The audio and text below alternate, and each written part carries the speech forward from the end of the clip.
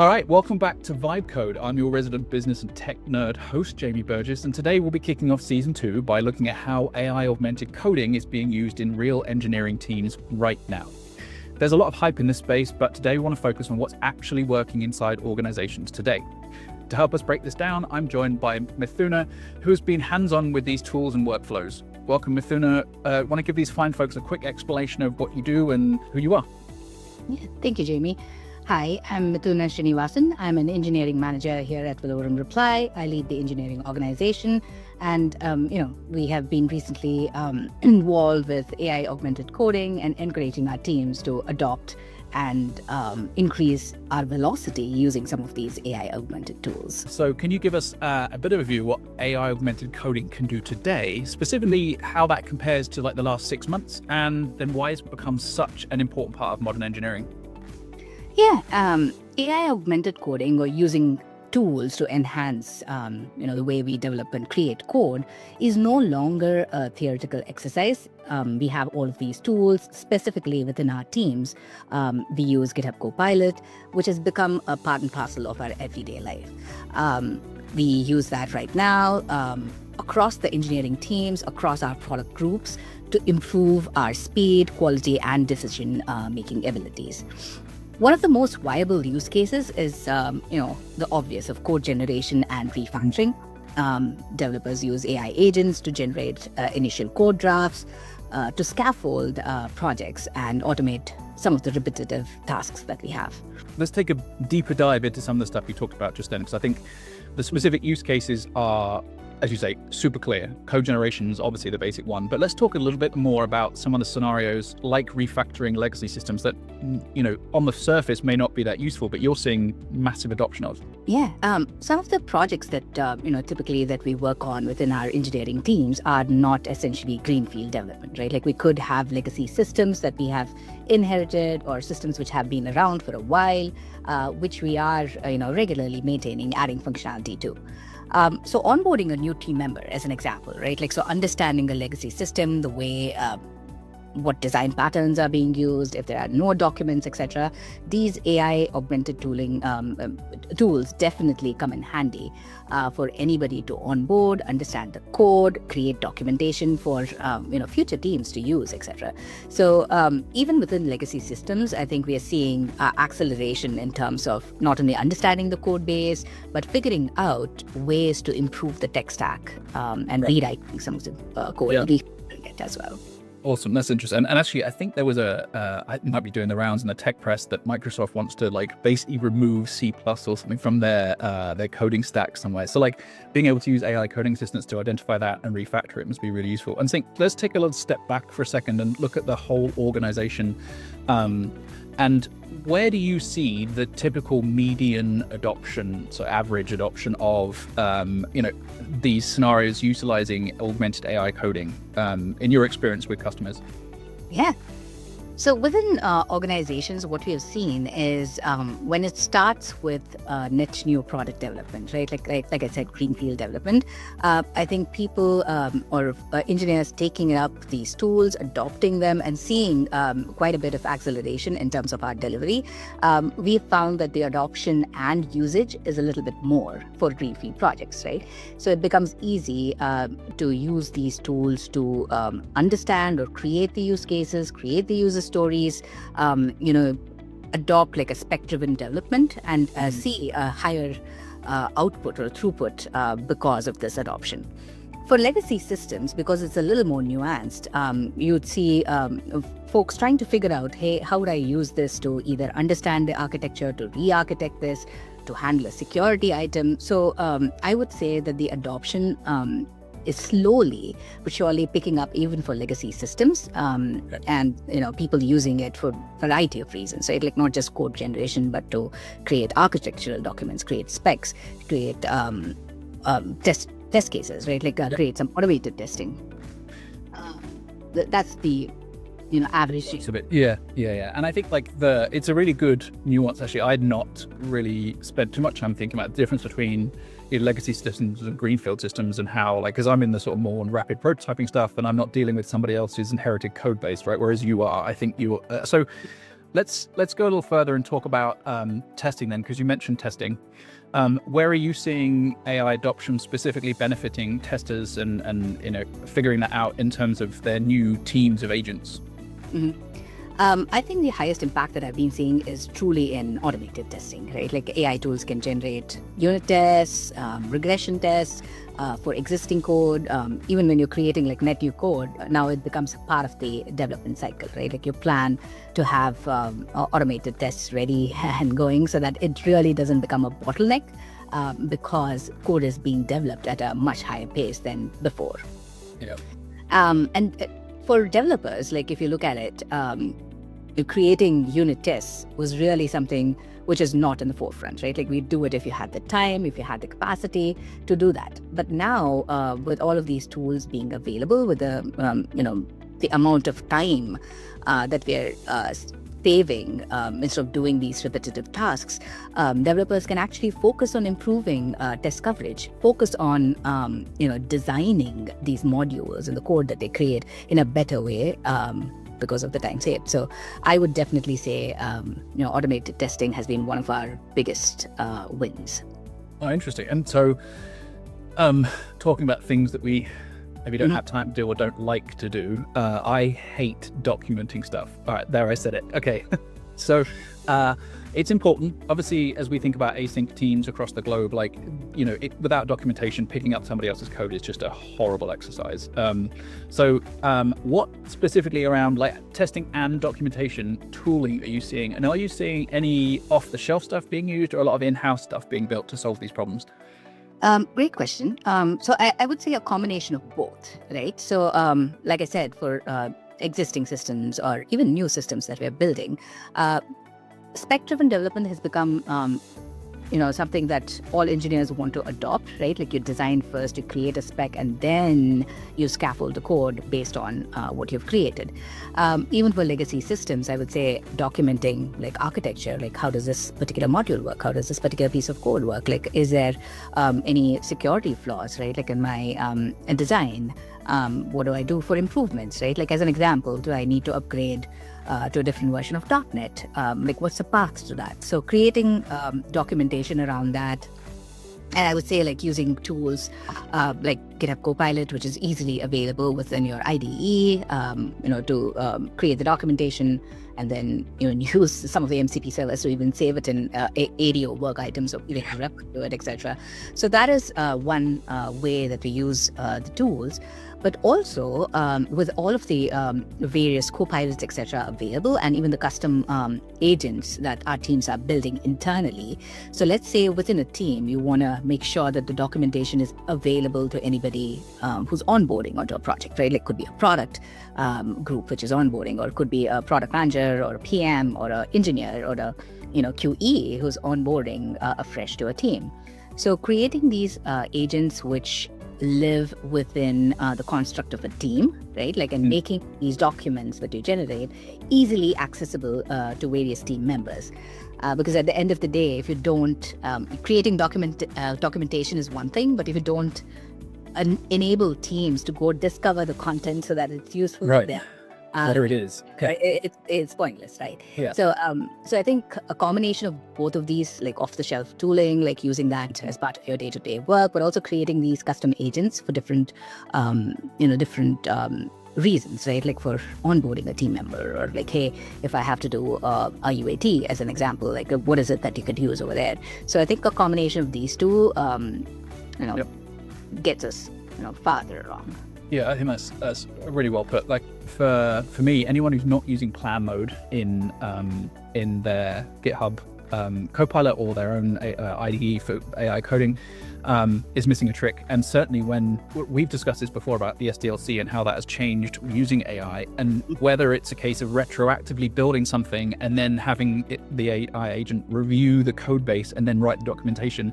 A really good example was in my spare time, I built a WordPress plugin for my son's school's PTSA. So I asked the AI agent, hey, review the code base and write a non-technical onboarding for someone to use this plugin. And the detail that it can go to is way better than the time it would take an engineer or developer to go through that level of data and help people onboarding. So fully agree with that. And there's the second part you talked about is the agents that people are using to then discover and MCP and all these other bits and pieces. So I think let's talk a second about how you're seeing agents appearing in this augmented AI coding experience, but not just in terms of onboarding, but the full pipeline, different layers, different levels, different points. Talk a bit more about how you see the agents appearing and how the adoption of that is changing development. Right. So let me talk about the engineering world first, because that's obviously near and dear to me. So I think some of the agents, right, like using like an SWE agent to hand off code or PRs saying that, hey, I have a task or I have a user story to, let's say, as an example, go fix the alignment of a button, right? I think handing it off to an agent which can go ahead and create the code, generate the PR, and then submit it for review, it reduces the overhead for an engineer to go ahead and do like simplistic tasks like this, which are already well defined, to handle some of these work items. So I would say that is one use case that we are seeing, like an uptick in usage for some of these agents. But review, I would like to add or caution that, reviews will never go away. So humans being in the loop is something that's really, really important, right? Like irrespective of, the code being generated, irrespective of, a task being sped up by using some of these, AI augmented tools, etc.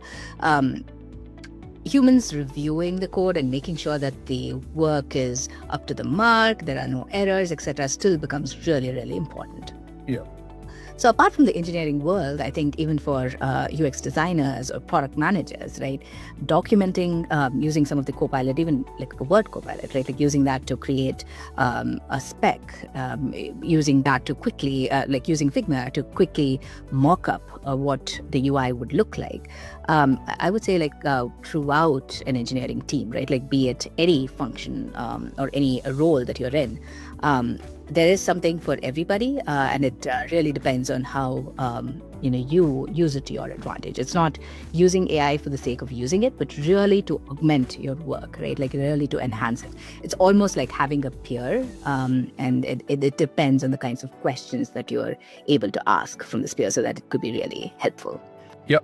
I wholeheartedly agree with that. I think it's almost a direct mirror of the way that you ask it and engage it. I think I heard from the last part, there were two things, I think, speed and quality. So let's address those two separately. I think speed, I think first of all, are you seeing good ROI? I mean, it's clear you are, but are they in tangible returns or are they in kind of squishy metrics? Like how are you seeing the measures and KPIs in terms of performance and speed gains around using AI? Great question again. So when we started out, right, like we did anticipate that there would be, a learning curve, right? Like to figure out like how we would readjust to this whole new realm of like, hey, you are generating code. So, the QE team needs to really catch up with respect to like generating test cases, creating documentation, etc.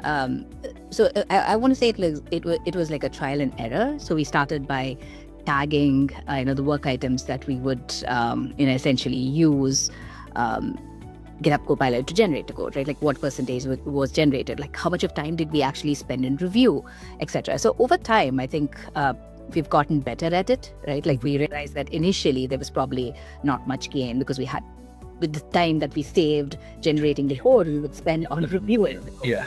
But I think with time and by creating like processes and generating like instruction sets that everybody could use in a normalized way across, or a standardized way across the team, I think we've started seeing gains. And I want to say like for a net new project, for a greenfield project, where a team has been enabled or has been using some of the tooling for a while, at least 2 months of adoption, what we have seen is there is at least like 25 to 30% of gains in terms of the time saved. So there is quite a bit of velocity gain there.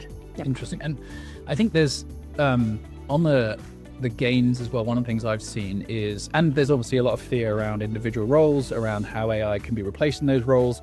Right. So that I've kind of started exploring this conversation around, like, take some typical roles, like you said, testing before, or cybersecurity person, or even a code quality reviewer.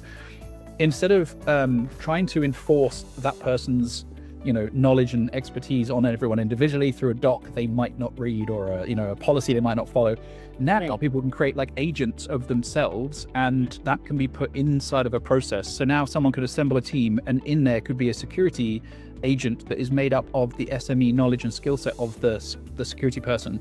And so I think it's kind of interesting how we're seeing that landscape change a little bit from initial like prompting, everyone running around with a hair on fire using AI in every possible way and figuring out, and now much more structured, much more thoughtful, and certainly on in the business we work in, seeing how that develops. So have you seen that kind of a bit of calm appearing in the engineering side as well, in your group? Right. Again, a great question, right? Like, so I completely believe that, like, instead of replacing a role, right, like I think what AI is doing at this point of time is enhancing or adding, or somebody is evolving in their role, right? Like, unless you're a SME and unless you know a specific thing, right? Like, you wouldn't know how to interact with an AI tool to so that it could output high quality content, right? Like, unless you know that this is the way, let's say as an example, right, like React needs to work a certain way, right? Like, you would structure code a certain way. Unless you knew that as a SME, right, like you wouldn't be able to validate whether the output is of high quality, is it really secure, is this the way that I would build it, right? Like, so I only see it as an evolution, right? Like, for every functionality, every role.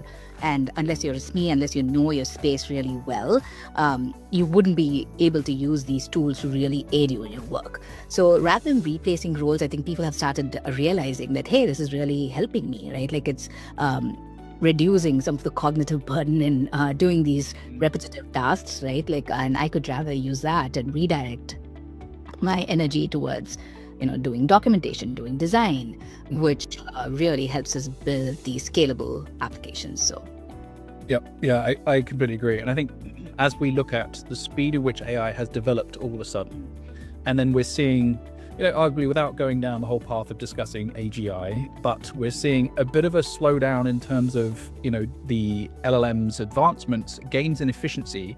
But even with all that going on, there is still only 1% of companies that we probably would refer to as frontier firms. And for those who don't know, frontier firm is a Microsoft, I guess they've termed the nomenclature, I think, about somebody who is basically AI native, and their tools are embedded with the AI is embedded in their tooling and their systems, and everybody's able to use it. And so as I think about that, and we build teams of agents, something that you touched on that I realize is there's SME skills that not everybody will have, whether it's like security, or whether it's, it could be code review, or it could be testing, like we mentioned before. But as we go one click higher, that becomes quite common in the product development space, product management. And I'm quite bullish on this idea of pods, meaning that there should be no one human managing a team of agents that they've built, because of the inherent bias and the inherent problems that becomes. You don't know what you don't know, like you said. And I think, so as we think about these full teams, how do you think in sort of like an enterprise company, how does an organization prepare to build teams? Could be a sustainability person, or an agent, or it could be a cybersecurity person that builds an agent of themselves, like you said. How do we think about that and assembling those teams and making them ready for businesses to utilize? Right. So I would, again, like, focus on what is the business problem that we are trying to solve, right? Like, what kind of roles are required for this? And I would start thinking of agents as, part of the team, right? Like, so it is a combination of, human beings with these functional roles who are really the SMEs, who can guide and direct the agents, right? Like, years of experience, years of, knowledge about a certain space. I think that is irreplaceable in my mind. So, so having, humans and, some of the agents which do like the repetitive tasks, like I said, and having human oversight to review all of that work and bring that all together. So I would see these micro teams all working together with agents interspersed within these teams as well. I think that is the future that we are looking at. But again, I think for somebody who has to build a team around that, like start with your group of SMEs and then figure out like what are the different kinds of agents. Does it even really make sense? What is the ROI that we're getting from this, right? Like, are we saving time? Are there any efficiency gains? Is it really secure? Is it even viable for a production application, for an enterprise grade application, etc.? And then form your teams around that, rather than just saying that, hey, I need 20 product managers or 30 engineers to do a specific thing. So I think really, like I said, more of the cognitive load is shifted to the way we design and the way we plan, not just for code, but also how the teams themselves would function, right? Like, so I think that's where human creativity really shines. Yeah, no, I really agree with that. I think that we've gone from early days of prompt engineering to now spec kind of engineering, and again, speeding the process up, which truly helps. And I think that's a pretty good use case straight off the bat in terms of thinking about, I create a spec, but then I can have it reviewed by a security agent, or I can have it reviewed by another SME, and then thinking about that as I like the idea of a mixed team. I think too many AI visionary thought leadership folks, probably from the AI companies, are saying that one person can command a team of 30 agents. But the challenge behind that is, then like you said, with the SDLC, just kicking the can down the road to where your review is, or where, you have to check in with those different agents at all these different times. So I think striking the balance is key. And I really like the way you assemble the idea of a team made up of some AI agents and some workloads, like outcome driven stuff, like, let's go create the documentation. So that's, people might call that a documentation agent, but really that's the outcome of creating the document. So as we've covered all these kind of different scenarios, I think I'd like to zoom right back out and say, what are you seeing as your, first of all, the most commonly occurring workflow that has successfully landed in a customer? And what is the most complicated one that you're seeing, and how are we addressing that as an organization to support customers in their AI journey? Great question. I think one of the most, I would say, successful or ones which we see a quick ROI on, right, would be the product discussions or the workshops and ideations, kind of what we call as sprint zero, right? Starting before the actual development or actual hands-on keyboard. So I would say we've seen efficiency gains there in terms of us quickly ideating, prototyping, right? Generating a quick spec, an architecture diagram, a workflow diagram, or even a mock-up of how a product would look like, right? Getting the feedback, incorporating the feedback, making sure the stakeholders have the time to do a quick A/B testing if required. So I would say we are seeing quick returns, quick gains on the whole envisioning of a product and getting the feedback and creating a prototype of it before we even start, writing a single line of code. Yep. And then I think, one of the more complicated or more complex scenario would be the DevOps and the CI/CD pipelines, identifying risks, identifying dependencies, being able to, assure that, security, all of the security thresholds have been met, right? Trying to incorporate that into the operational workflow. I would say that is one of the more nuanced or more complicated, workflow that we are still maturing on.